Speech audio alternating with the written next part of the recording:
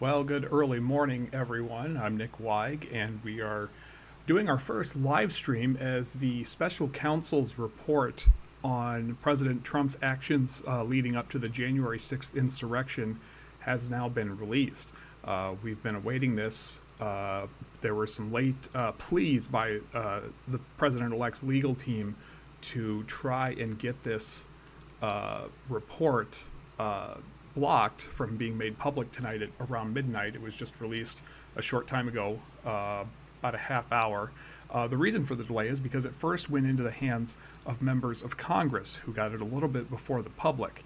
Now, we're not sure what that means, what the action they may or may not take. It just depends on what is in this report. Now, as I said, we do have a copy of that report.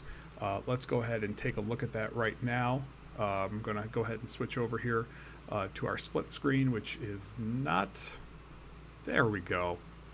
This is the report that was delivered by Attorney General Merrick Garland. It was given to the Attorney General by former Special Counsel Jack Smith. Now, Jack Smith has resigned his position. He was going to be fired once President Trump took office, and he had already requested that these cases be dismissed because there is no precedent to prosecute a sitting president. So let's take another look at that right now. We're just getting a look at this. In the fall of 2022, former President Donald J. Trump was a subject of two separate criminal investigations by the Department of Justice. The first was an investigation into whether any person violated the law in connection with efforts to interfere with the lawful transfer of power following the 2020 election. The second investigation talks about the classified documents. That's the part of the report that is not being released. That's still being discussed or being argued by the courts. This is his lengthy letter to the Attorney General praising his people.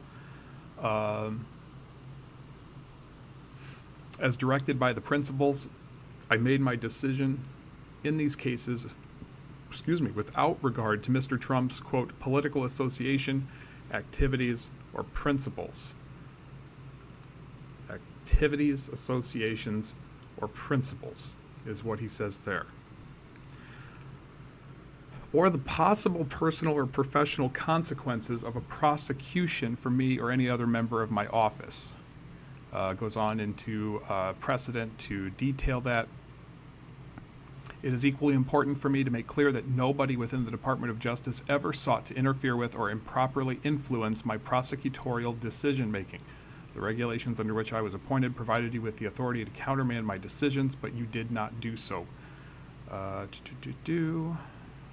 Says that the Attorney General and his leadership, those directly underneath him, did not interfere with his decision to file charges against President Trump. While we were not able to bring the cases we charged to trial, I believe the fact that our team stood up for the rule of law matters. The rule of law matters.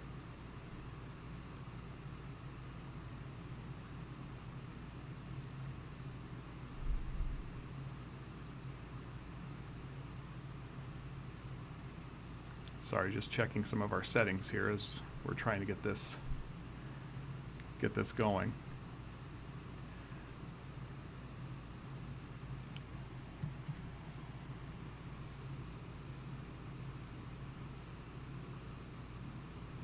Apologies for the delay here. Just want to make sure that we have everything that we planned on having here. Okay. Everything is good. All right, so let's continue this, what the special counsel told the Attorney General in his letter. I believe the example our team set for others to fight for justice without regard for the personal costs matters. The facts, as we uncovered them in our investigation and as set forth in my report, matter. Experienced prosecutors know that you cannot control outcomes. You can only do your job the right way for the right reasons. I conclude our work confident that we have done so and that we have met fully our obligations to the department and to our country. Separately, he was including a confidential report explaining the prosecution or declination decisions reached by the special counsel. Though not required prior to finalizing the report, my office provided an opportunity for counsel for Mr. Trump to review both volumes and for counsel for his former co-defendants in the classified document case. Now, this is important because They didn't have to do that. They did that as a courtesy, and this is what triggered these latest legal challenges. One of the arguments that Trump's attorneys were making was that it could damage the reputation of these other two individuals that were charged. But again, there's no charges. The charges have been dropped against all three people that were named in this, not just President-elect Trump, but Mr. Nauda and Mr. De Oliveira. They were also given a copy, as well as the other volume that has not been released early this morning. Now, after their review, counsel for Mr. Trump wrote a letter to you, and we have provided a written response, both of which you find as an addendum. Obviously, the Attorney General read those letters and has released the report. With this report, my service and the service of my staff is complete. I thank you for the trust you placed in me and my team, for affording us the independence necessary to conduct our work. Public service is a privilege, and we deeply appreciate the opportunity to serve our nation in seeking to uphold the rule of law. Sincerely yours, Jack Smith. Now, what comes after that is, we're going to check the table of contents here, about 170 plus pages of a final report, Volume 1. This just pertains to, as it says here, efforts to interfere with the lawful transfer of power following the 2020 presidential election or the certification of the Electoral College vote held on January the 6th, 2021. Sorry, it's late. My throat's getting dry. Taking a look at the table of contents, detailing the president's pressure on state officials, his fraudulent electors plan, misuse of official power through the Justice Department, pressure on the vice president, and supporters attacking the U.S. Capitol. It then delves into the specific laws on the charges. Now, again, those charges were conspiracy to defraud the United States, obstruction and conspiracy to obstruct, and conspiracy against rights. It also made initial arguments against the defenses that were made either publicly or in court by the president and his legal team. The substantial federal interest in protecting the integrity of the electoral process and the peaceful transfer of power. Let's see some of these others and the principles behind the prosecution, including interest in the even-handed administration of the law was served by Mr. Trump's prosecution, and that he was not subject to effective prosecution in another jurisdiction, no adequate non-criminal alternative to protection. And the uniqueness of this, as it says here, no historical analog. The Department of Justice treading in waters they've never dealt with before, because as you'll recall, the investigation into President Nixon continued after he resigned, but it was shut down when then President Gerald Ford pardoned the president before any determination on charges could be filed. It also goes into presidential immunity arguments. Of course, we saw that play out at the Supreme Court.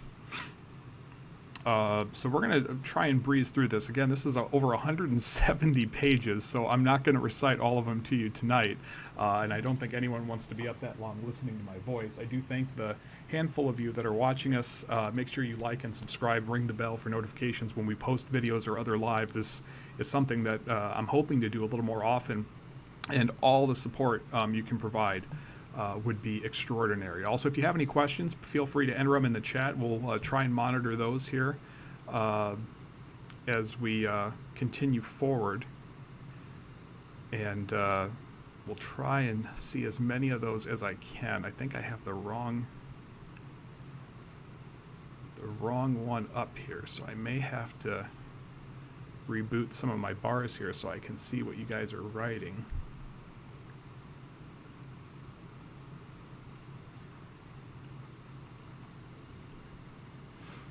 Again, I apologize. We just getting this up and running, so I apologize that I've got this box up. I'm going to go ahead and give you a different look here. Again, the report did go first to the special counsel, or it was completed by the special counsel, and then was sent to the office of the Attorney General, who then released it to the members of Congress just moments before releasing it to the public, which is now, I'm not sure if it has formally been made public, but of course news agencies are getting a hold of it from members of Congress and their staff, and it is being made public. It is a public document, so it's nothing is deemed to be classified in this at all. We're going to continue to see what we get coming in here. I'm going to go ahead and switch things out here for a moment.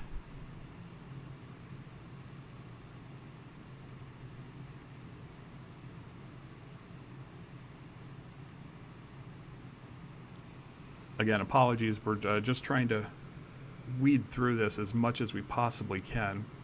Again, members of Congress did receive this before the general public, but just by a mere minutes, as it was released here a short time ago after the midnight deadline had expired. So everybody is just beginning to get a look at this thing. And apologies, we're having some struggles here with our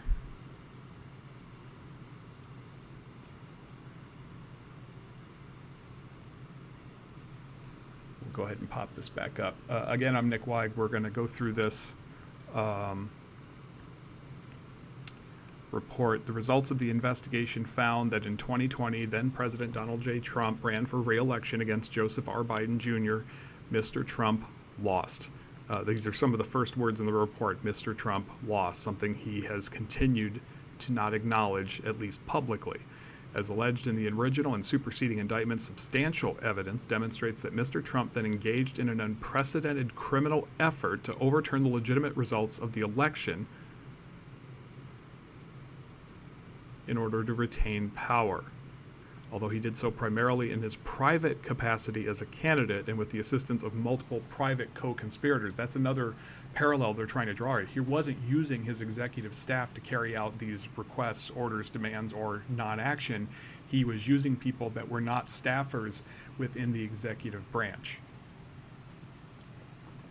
Obviously, that's a clear designation the special counsel wants to make in order to say he was not acting as the President of the United States because he was not going through executive office channels.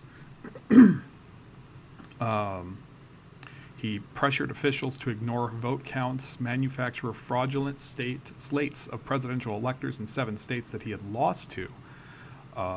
So really laying out the case here. Oops, sorry about that. We're going to continue down here. Mr. Trump's false claims included dozens of specific claims regarding certain states, such as the large number of dead, non-resident, non-citizen, or otherwise ineligible voters had cast ballots, or the voting machines had changed votes against Trump. These claims were demonstrably, and in many cases, obviously false. Now, of course, we know that some of the targets of these claims, including the mother-daughter in Georgia, have successfully sued for the way that they were vilified by Trump confidant and a former attorney, at least, Rudy Giuliani, former New York City mayor. He has been ordered to pay them well over $100 million. He is now being held in contempt and being fined hundreds of dollars a day because he's refused to comply with the order. And he continues to make false claims about the former poll workers publicly, continuing to get in trouble, and has led to his disbarment in several states now.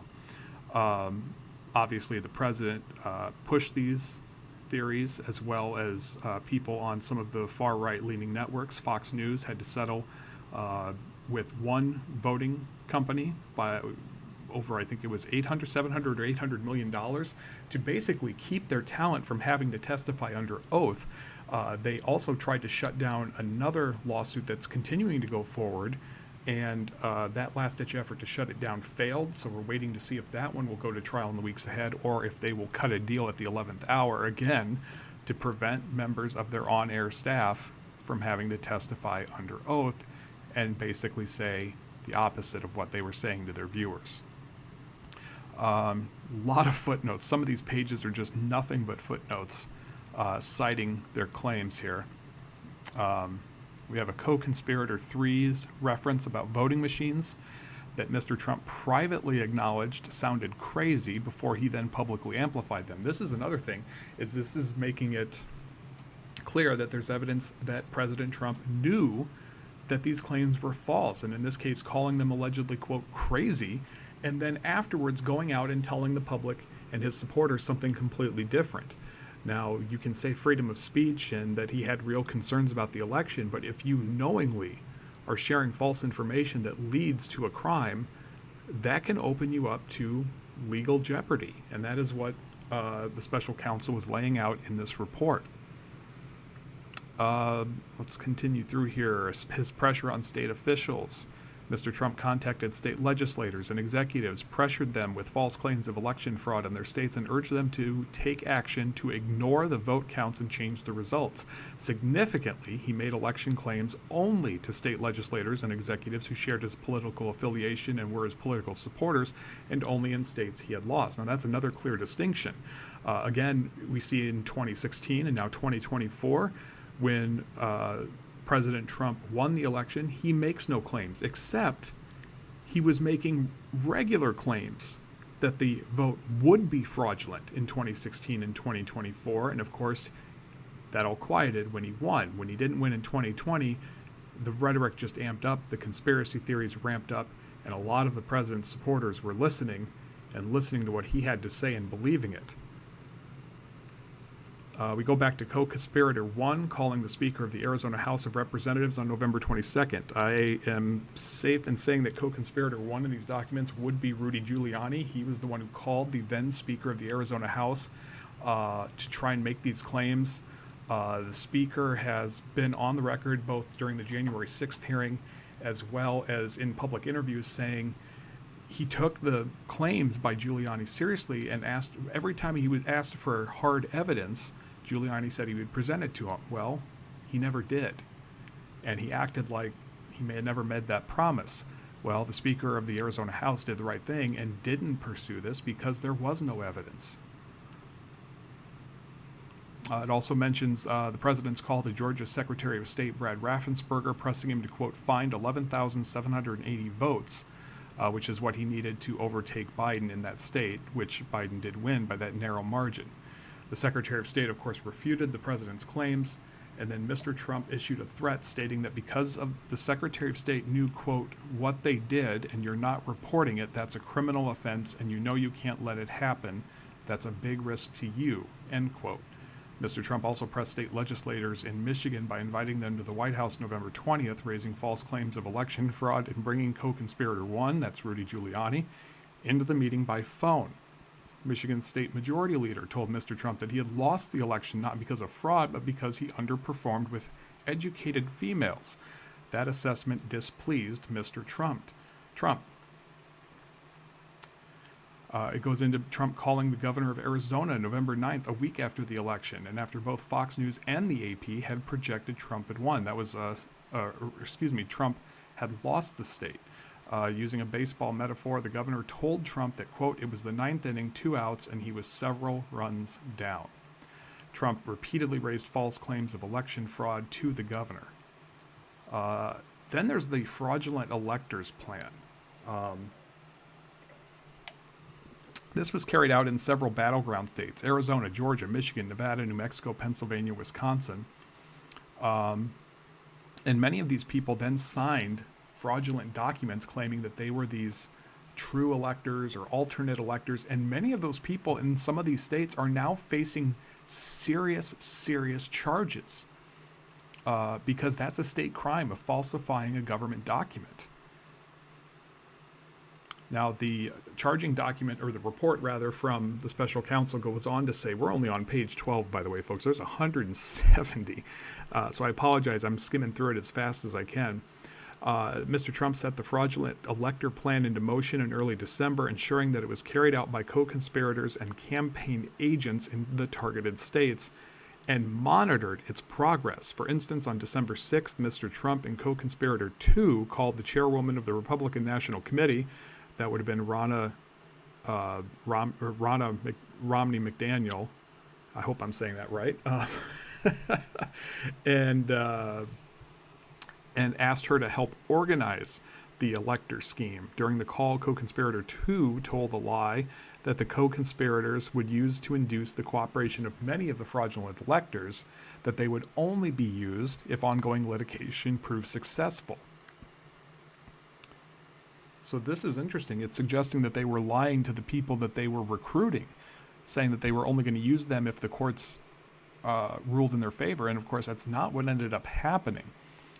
For the most part, the co-conspirators deceived Mr. Trump's elector nominees in the targeted states by falsely claiming that the electoral votes would be used only if ongoing litigation were resolved in Mr. Trump's favor. So it's laying the blame on Trump and his co-conspirators and not on the people who, in some cases, are now facing charges for their actions. This deception, it goes on to say, was crucial to the conspiracy, as many who participated as fraudulent electors would not have done so had they known the true extent of the co-conspirators' plans. Not all of Mr. Trump's elector nominees were persuaded, forcing the co-conspirators to recruit substitutes in some targeted states. For example, one Trump elector nominee in Pennsylvania recognized the plan as illegal in an attempt to overthrow the government and declined to participate. Conversely, a select few of Mr. Trump's agents and elector nominees had the insight to use the fraudulent elector certificates to disrupt the congressional certification on January 6th and willingly assisted. We're up to co-conspirator 5. I apologize. I'm trying to figure out who all of these co-conspirators are, but just weeding through this, I'm not going to get all of them. Now we get into the president's misuse of official power through the Justice Department, according to the special counsel. He attempted to wield federal power to perpetuate his fraud claims and retain office.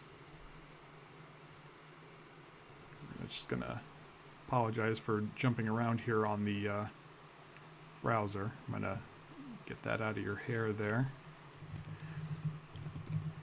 Now, abusing the Justice Department is a problem and something that obviously critics of the president are very concerned about, because they're worried that this is something that he will do again if things don't work out for him again.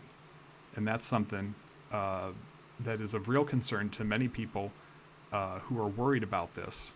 Okay, I believe the chat is empty. I hope you all agree with that. Again, if you have any questions about what we're seeing so far, feel free to chime in. Don't forget to, as you see, like, comment, and subscribe. We've gotten a couple of new subscribers since we started going live. Thank you, thank you, thank you. That's very important. We really need to get a subscriber count up if we want to make more videos, do more lives, and hopefully do better interaction with all of you. So let's dive into this a little bit more. Mr. Trump was frustrated with the Justice Department because its criminal investigations had identified no evidence of substantial fraud. Then goes on to say that this was made clear by the Attorney General. There was no evidence of any fraud that affected the outcome in the election. As a result, Mr. Trump considered appointing co-conspirator 4, a Justice Department attorney who worked on civil matters, to be the acting Attorney General. Now, this has been well documented. This is something that ended up not happening throughout the post-election period. Justice Department officials reviewed Mr. Trump's claims of election fraud, found no support for any of them, and informed him of such. In one such discussion, the acting Attorney General advised Mr. Trump that the Justice Department could not just snap its fingers and change the election outcome. Mr. Trump told the acting Attorney General and acting Deputy Attorney General that they should just say that the election was corrupt and leave the rest to me and the Republican congressman. Now, this is from a handwritten note from somebody, I don't recall who it was, but there were people taking notes in those meetings. And that's a major issue that is physical evidence of the crime that was alleged to have been committed.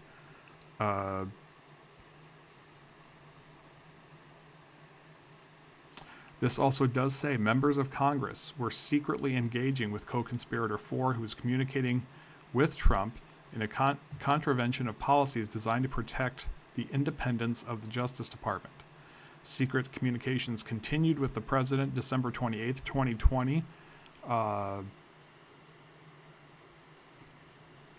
Co-conspirator 4 emailing the acting Attorney General and acting Deputy Attorney General a proposed letter falsely claiming the Justice Department had identified significant concerns that impacted or may have impacted the outcome of the election in multiple states, and recommend that those states convene special legislature sessions to reconsider certification. This would have been 2 weeks after the certification of votes by the states, which is done the first half of December. Within about an hour of receiving the draft letter, the acting deputy attorney general pointedly rejected the proposal, writing, "I know nothing that would support the statement."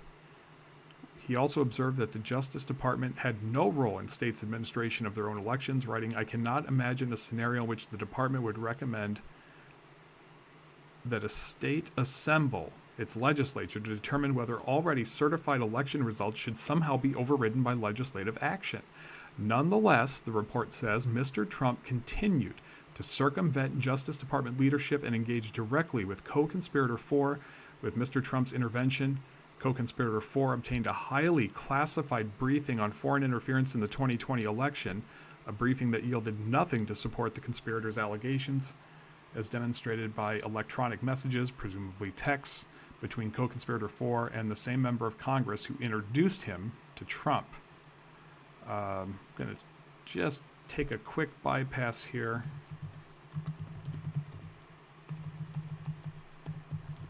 Apologies for blocking this. Not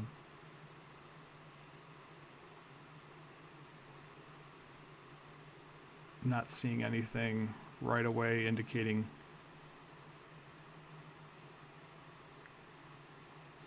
co-conspirator 4. Of course, a lot of junk here on Twitter. So we'll go ahead and drop that. Co-conspirator 4.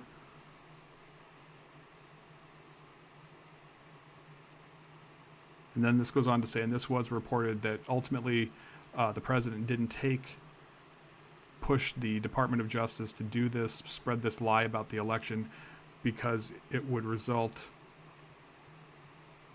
if co-conspirator 4 was installed as a new attorney general, it would lead to a graveyard because of mass resignations within the Department of Justice. This is something that's coming to the fray again right now, because there are reports, not necessarily with the Justice Department, but with some sectors of federal government, that transition members for the incoming president have already begun interviewing public servants. These are not people that are appointed. These are career experts, career workers that are being asked about their political affiliations and their political opinions, in a sense, to basically purge the government of people who do their job but may not like what Trump does. Wildly controversial to do such a thing, because it greatly politicizes a large federal government that in many sectors is not political. It just needs to function. It then goes into President Trump's pressuring of the vice president. Trump told him that hundreds of thousands of people would hate his guts and think he was stupid and too honest if he didn't block the certification of the vote, something which Pence did not have the constitutional authority to do. That's according to his own staff. That's according to himself and many constitutional scholars. There is no debate when certifying the votes. It's largely a ceremonial event. It's supposed to show bipartisanship after a very partisan event.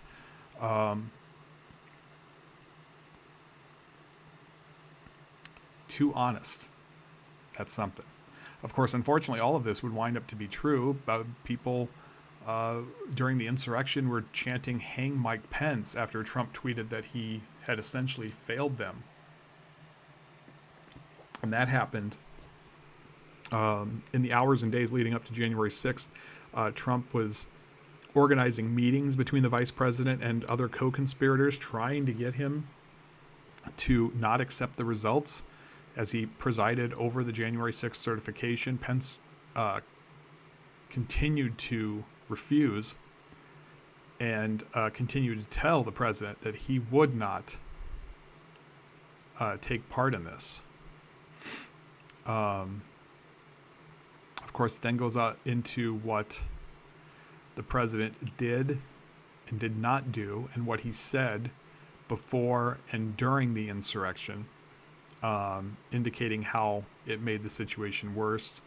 It does include some photos of the events of that day.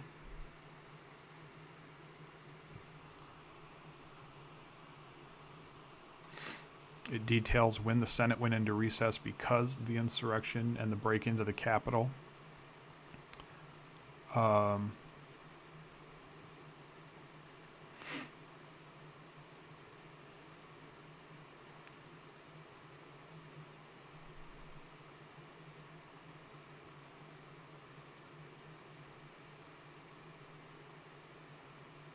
Trump reportedly was watching news coverage and saw his supporters at Capitol Hill telling one reporter that they still thought President Trump had something else left to stop the certification.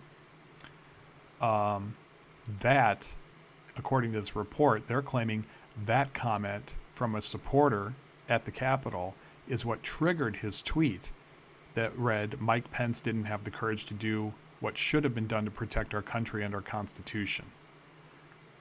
1 minute after the tweet, the Secret Service was forced to evacuate the vice president to a secure location. When an advisor learned about the tweet, the advisor rushed into the dining room informing Mr. Trump, who replied, "So what?"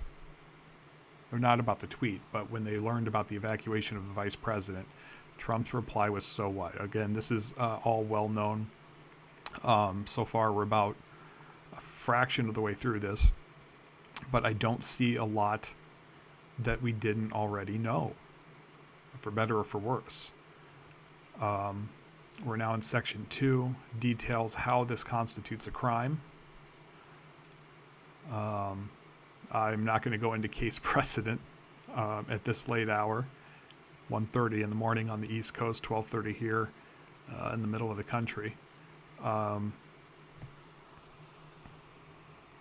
They go over potential defenses that the president and his attorneys would argue and why they believe they were not valid.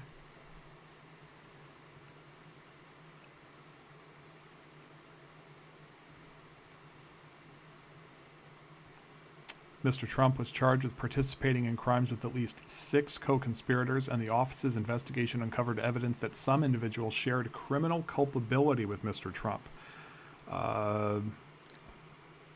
The office referred to a United States Attorney's Office for further investigation, evidence that an investigative subject may have committed unrelated crimes. Before the department concluded that this case must be dismissed, the office had made a preliminary determination that the admissible evidence could justify seeking charges against certain co-conspirators. The office had also begun to evaluate how to proceed, including whether any potential charged case should be joined with Mr. Trump or brought separately.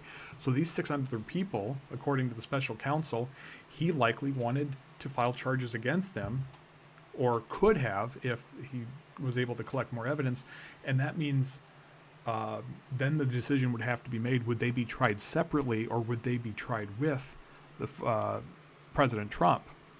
They didn't get far enough to figure that out. We're now getting into the weeds of why these charges were lawful and fair and just. Again, most of these pages are full of footnotes. They argue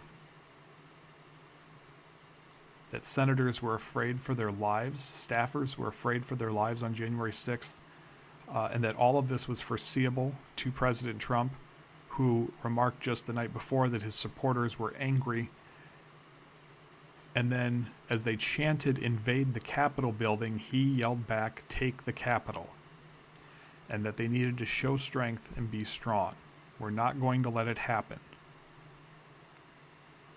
Again, that was not the night before, that was hours before the president's, some of the president's supporters marched on the Capitol.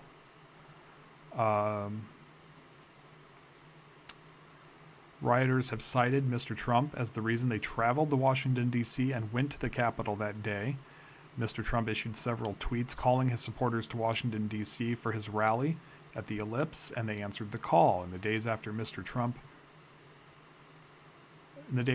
Trump's December 19th tweet promising that the rally would be, quote, wild, for instance, Kelly Meggs, a member of the Oath Keepers group, who was later convicted of seditious conspiracy, among other charges, message associates that it's going to be wild. Trump wants us to make it wild. That's what he's saying. Of course, this case, there were several individuals tied to the Oath Keepers, this far-right group, that were convicted by a jury of seditious conspiracy, and some of them are serving some very lengthy prison sentences of up to, I think some were more than 15 years for their actions on that day. Again, these are people that the president has said over and over that he would plan to pardon. Now, whether he does that or not, I don't know. Usually campaign promises like that are kept by a candidate, but we all know this is not a normal candidate. This is not a normal president. He vowed to make Mexico pay for the wall. Of course, that didn't happen. He vowed to end the war between Russia and Ukraine on day one. He's already, his staffers are already walking that back, saying they hope to have a framework within 100 days. And I imagine that may walk back depending on what proposals are made and how receptive both Russia and Ukraine are to those. The report goes on to say that Mr. Trump's supporters continued to heed his words during the siege. Video evidence shows rioters in real time crediting Mr. Trump for their presence. For example, as the crowd sought to push past officers, one shouted, "We were invited here." There was also video of people reading Trump's tweets aloud about Mike Pence, which further inflamed the crowd that was breaking into the Capitol at that time. Many rioters, once they began to face accountability, have pointed the finger at Mr. Trump in an attempt to excuse or mitigate their conduct. Following his arrest on charges stemming from the siege, writer Alex Harkrider sought release from pretrial detention by arguing, like thousands of others, "I was responding to the entreaties of the then Commander-in-Chief, former President Donald Trump."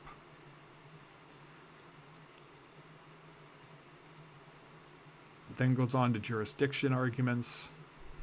No non-criminal alternative to deal with these matters.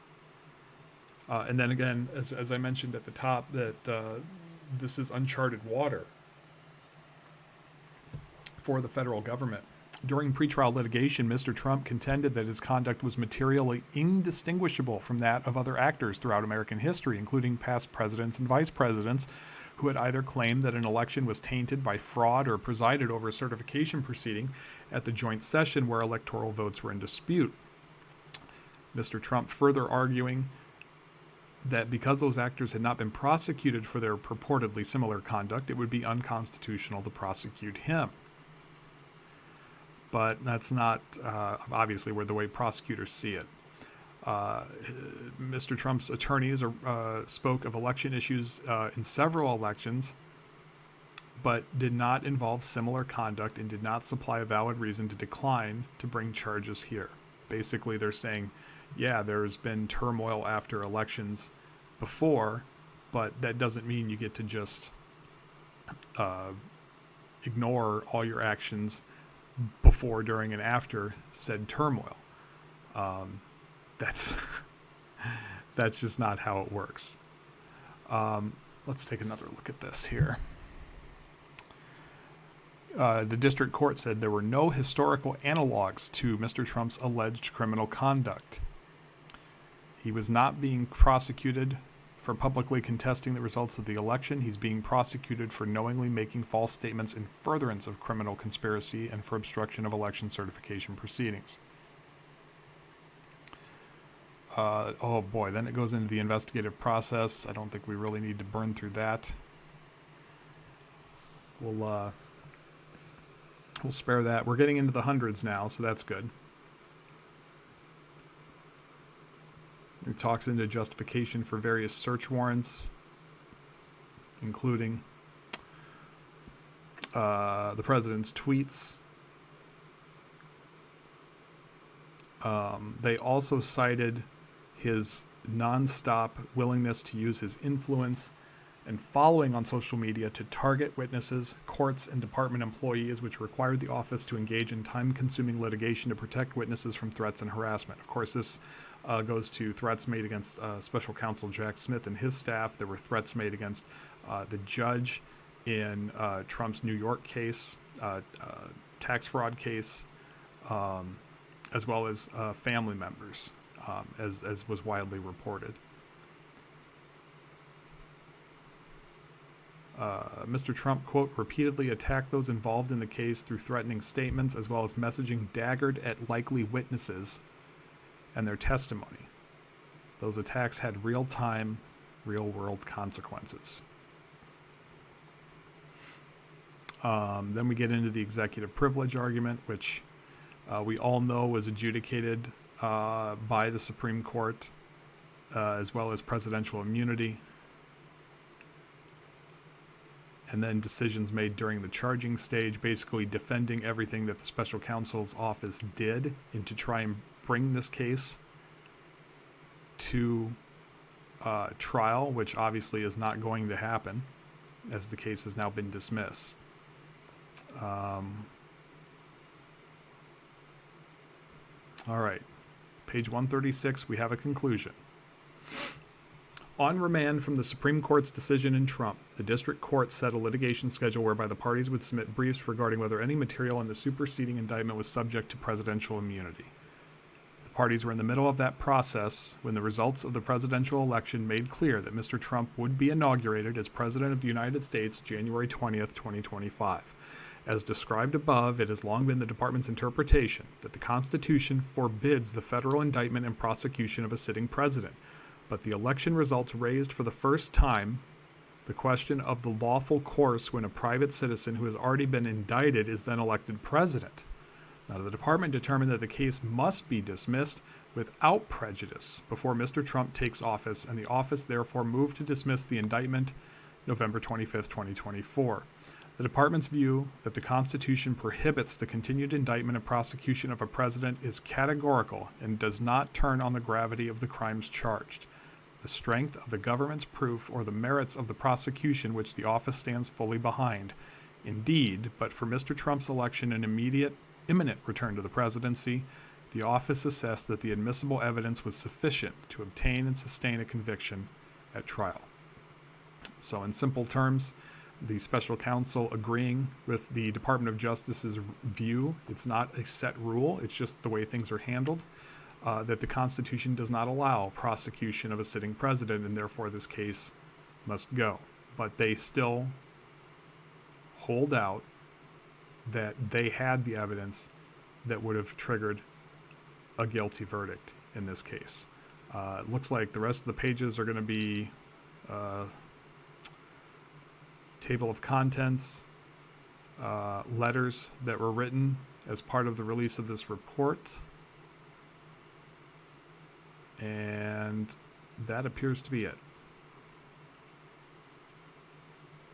So that is the report, as best as I can tell.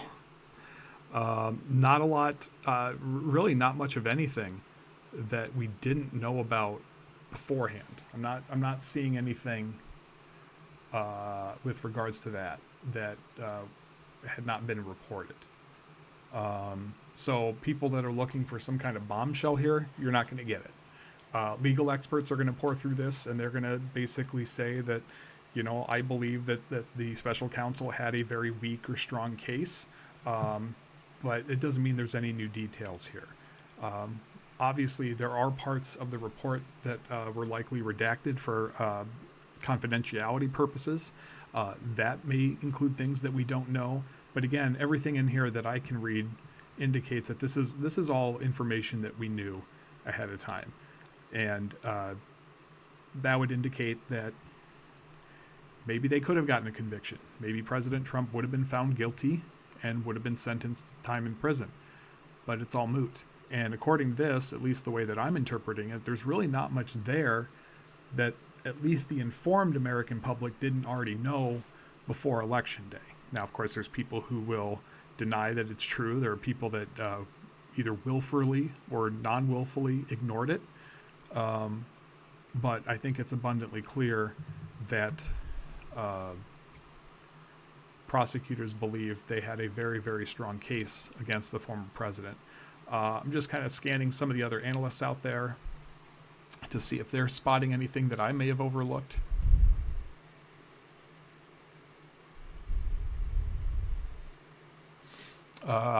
We pointed out that Smith did continue to investigate unindicted co-conspirators after the charges were filed against Trump.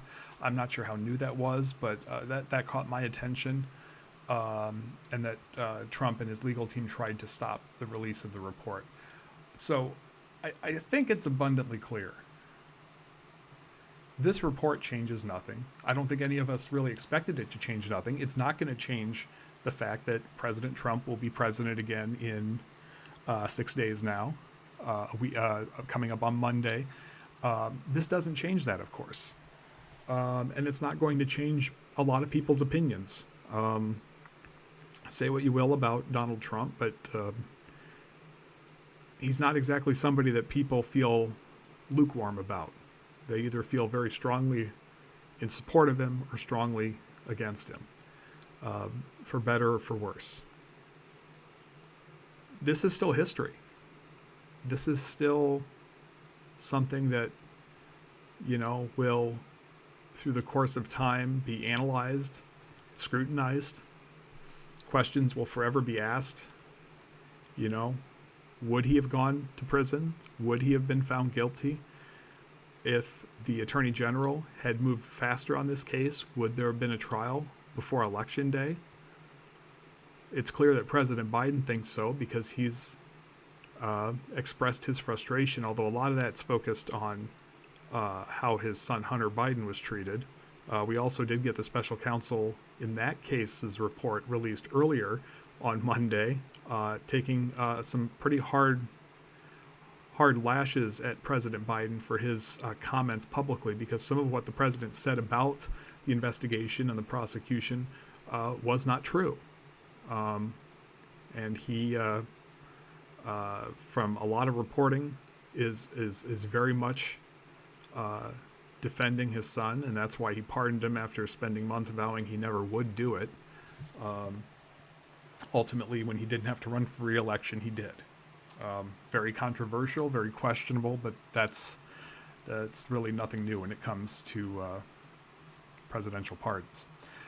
So that's where we sit right now. I don't think you're going to hear a lot about this report in the hours and days ahead because we've already heard all of it. I think you're going to see people on the left angry still that this didn't lead to anything. I think you're going to see people on the right still claiming that this was all nothing. With a analytical eye, this is not nothing. I can tell you that much. No one can say whether or not they would have secured a conviction had this gone to trial before the election. But the accusations made here are unlike anything that's ever been made against the President of the United States. Not even close. What Richard Nixon did when he was in office, while there are some similarities because he was paranoid about losing an election that he was never going to lose, to be perfectly honest, those crimes seem to pale in comparison compared to these in terms of damage to democratic institutions. As many people say, the peaceful transfer of power was directly impacted. And that's something that I think has been underappreciated in our society, of how important that is, how genuinely unique that is. And for the first time, it was heavily disrupted.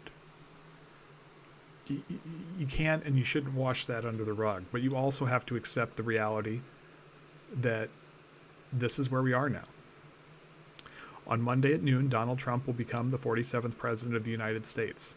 He has made very radical and drastic promises of how he plans to reform the federal government, how he plans to reform American life, and many of our norms.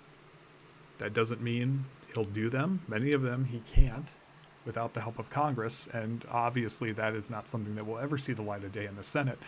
But this could be one of the most impactful presidential terms, depending on the support he gets and the response of the American people when they get another chance to weigh in 2 years, in 2026. We will see what kind of Congress they deliver President Trump in his final 2 years in office. So it's late. We've been going here for a while now, and I don't think there's really a lot more to say. the report will be publicly buried, I think. We've heard this all before. It doesn't change the gravity of it, and unfortunately, it won't change the gravity that individuals put on it. They're either going to think that this was serious, or they're going to think it was nothing. So we're going to move on.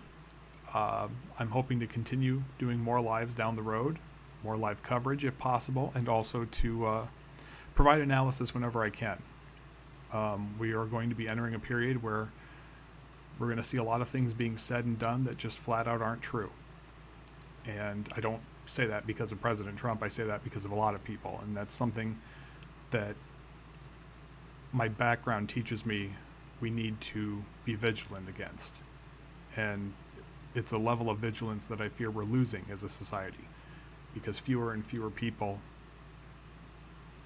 seem to have a grasp on the basic facts of any one issue or any one topic. Hopefully that can change. I hope so. So that'll do it. Again, thank you so much for joining us. This was the first time we've ever done this. I would like to do it again, and hopefully we'll be able to do that. So for now, on this very early Tuesday morning, I'm Nick Weig. Thanks for joining us. Please remember to like, comment, and subscribe if you're following us on YouTube. We're also broadcasting on Twitter and TikTok as well. Be sure to follow us there. And we will continue to do these in the future, and hopefully provide some coverage in the days ahead, including the inauguration on Monday. Thanks so much for watching.